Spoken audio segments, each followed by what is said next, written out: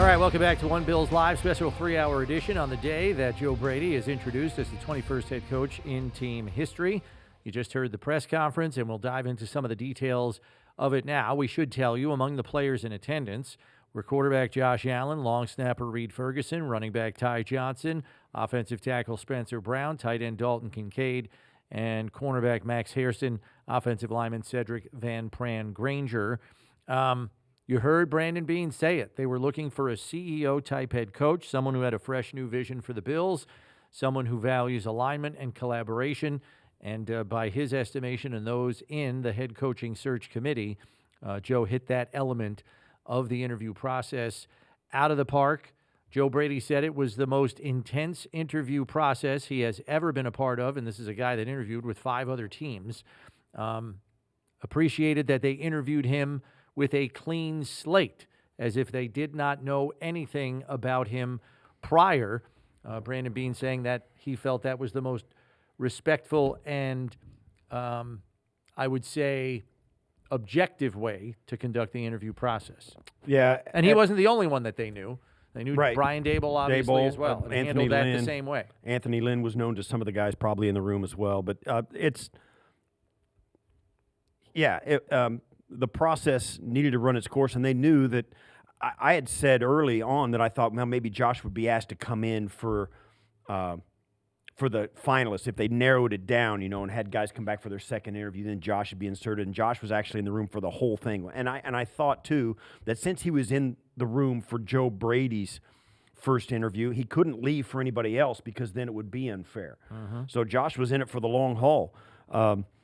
And I like the mentality they got into. I was surprised. I got to be honest with you. I didn't know all this about Joe. It was obvious from he met with the staff here in the building before he went out and faced the public media, and I didn't know how he. It was pretty genuine. I didn't know how he felt about Buffalo. I didn't know his. Yeah, it's grown on him in his 4 years here. Clearly, I didn't know he married in Buffalo. Obviously his 2 little kids his son and daughter are born in Buffalo. And that was nice to hear, and I'm sure it's nice for Bills fans to hear how important this job was for him. I've heard other coaches down from history back decades ago that I had spoken to. For a lot of guys, there's a job they want, one job they want. It was kind of cool for me to hear that in the modern day from a guy who said, this is the job I wanted. Yeah.